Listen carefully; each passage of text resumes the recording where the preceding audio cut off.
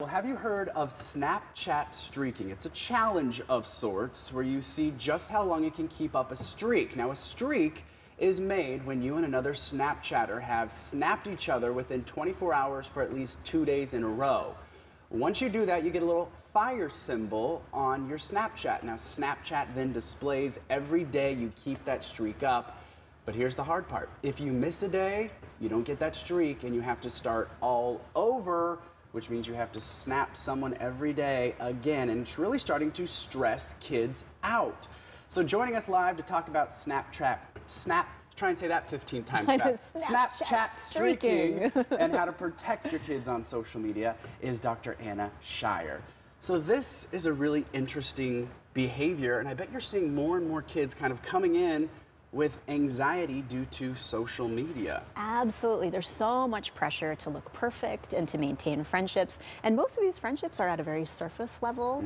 And with a snap streaking. I mean, the first time I heard somebody years ago say, I snapped somebody, I'm like, with a rubber band? Like, it was like a snap off.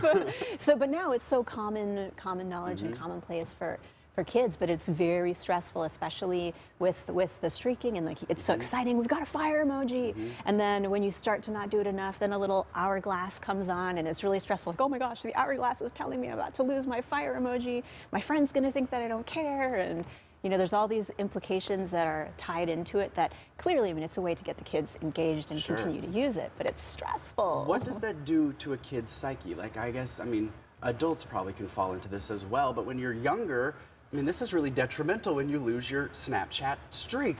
Kids are so vulnerable for feeling like their whole identity is tied into social media and whatever presence and you know, I guess persona that they've created through their social media. So when they start to see things quote unquote slip, I'm losing followers, or you know, I'm losing my fire emoji, that directly impacts their self-confidence and their feelings of self-worth. It's very tied into their social media presence. When should a parent maybe get involved? What are some of the lookout signs that maybe you're like, my kid is a little bit too tied to his social media presence? So I have had some kids who've come in who are actually depressed and anxious. Really?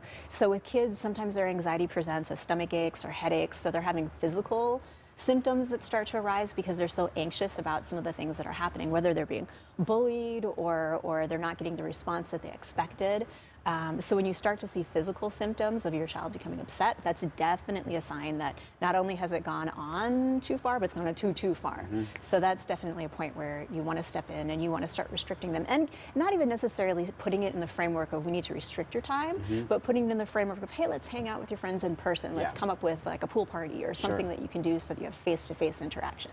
The other thing I want to talk to you about real quick while we've got you here is cyberbullying. This is something that I didn't have when I was a kid, but this is something that's a huge deal to a lot of kids. What are some of the warning signs, and what can you do as a parent to kind of look out for those warning signs as well? So they're very similar, but I think in addition, it's so important for parents to monitor their children's social media accounts. So I mean, it's different from picking up your child's diary. That is a boundary violation of a parent.